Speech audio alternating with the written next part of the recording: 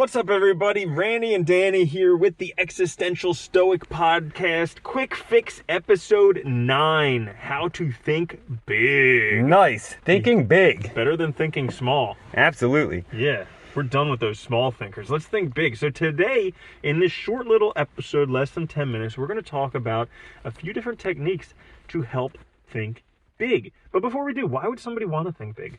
Well, I think thinking big is crucial, right? Because if we think big, we're always guaranteed some successes, right? Why think small when you could go beyond that? I think we limit ourselves by thinking small. We always do. Definitely. There's this book that I read pretty much every morning. I just read it over and over again, called The Magic of Thinking Big. So I think this is a very salient topic for me. And he talks about, the first chapter of the book, he talks about how there was just a sales conference and they were taking a look at this guy who had 10 times more sales than everybody else. And they said, what's special about him? Is he smarter than you guys? No. Is he more talented than you guys? No. Does he work more than you guys? No. He actually works less.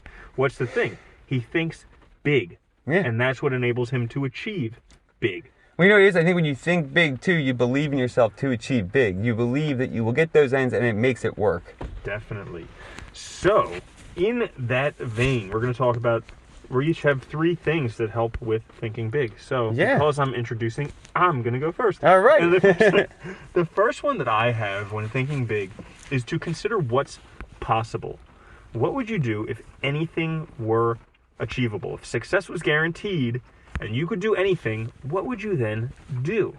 You know, I like that one a lot because I think we limit ourselves so much in our thinking by believing that things are impossible, that it's out of our reach, that, you know, we don't have the skill set. Because the fact is all of that is achievable. You just need to think that it is possible. We're totally limited by our own beliefs. Like they say that, you know, with job application websites, they receive hundreds of times more applications for like entry-level jobs, low-paying jobs, than for the high-paying jobs. And mostly it's just because people think, oh, I don't have the qualifications for a manager. I don't have this. Yeah, and they're unwilling to take a chance on themselves. Yeah, why not just apply? What's the problem with that? It doesn't hurt anybody, right? Exactly. You can always do it and always try. Yeah, so I like thinking what's possible. If anything was possible, what would I do? And plan for that. Yeah. I like that. Yeah, so my first one is, look, recognizing that every big success, no matter what it is a culmination of small victories, small little progresses over time. So it makes sense to think big when you think that way, because if you plan for big success, you can break it down and make it happen. But if you plan for small success, that will also happen. I think, thinking big makes more sense because you can just break it down and make it happen anyway.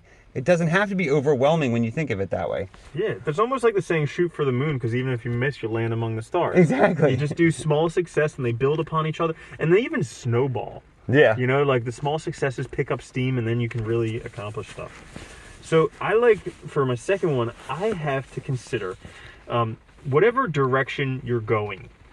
Think about if you were the greatest person in that specific area, what would you do? Like, for instance, with me right now, I focus a lot on computer programming. So I like to think, if I were the greatest programmer in the world, what would I do? Because that opens up your mind. Because you think, a lot of people want to be rich. And they're like, well, so start thinking, if I was Elon Musk, if I was Warren Buffett, if I was Bill Gates, or somebody else along those lines, what would I do? Because guaranteed, they're going to be thinking and doing things differently than what you're doing in whatever paltry situation you may find yourself stuck in. I like that too, and it works really well with my second one. So I'm going to read it now, which is, I think we limit ourselves by our perspective. And I think, to get a new perspective, reading, thinking about others helps a lot because it helps us think beyond ourselves and our current situation. And that is the problem. You're right. When we think small, we are trapped in a way of thinking that's really confined by the circumstances we find ourselves in. And in order to get out of that, you have to think big, because you're not going to break out of your norm by thinking within that norm, that possibility exists in that norm, or that, all you can see as success is within that sort of framework, right? You have to go beyond it in order to think big and to really get out of it. Yeah. If you want to move on to something else. That's definitely key. So the next one I have is, once you've figured out what's possible if you couldn't fail, and once you've figured out, if you were the greatest person in the world, what would you do? Next, think, what's 10 times that? And aim for that. Because that is literally thinking big. Like, that's thinking far outside of what you think is even possible. 10 times that, that's what you're aiming for.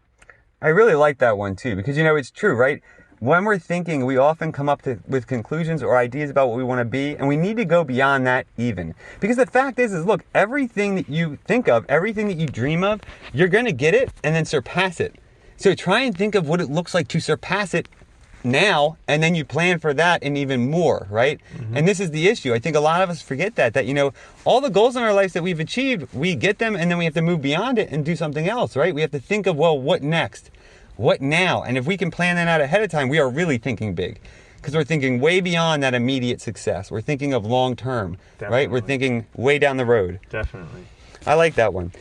So for my last one, I have, you know, I think this is also helpful, is to think of 3 people you admire, especially in the area in which you're kind of thinking about, whether it's like life planning or success for a certain type of skill or whatever. Think about 3 people you admire and model. Use them as a basis for making decisions.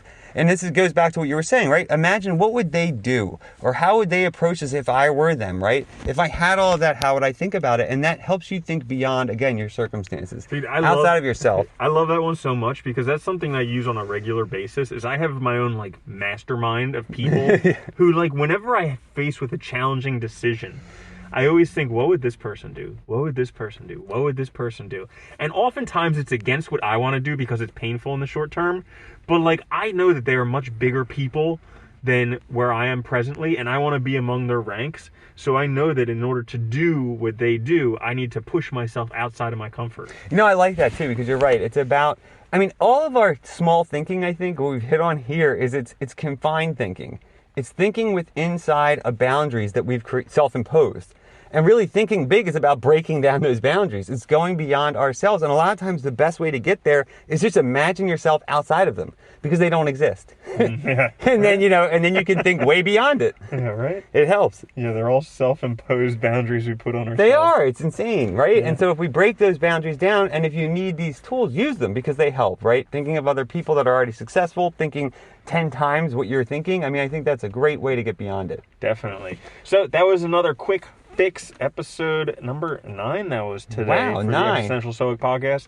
Guys, thank you so much for joining us. If you do enjoy this content, make sure to subscribe and share it with friends and family, or anyone you think who could find it helpful.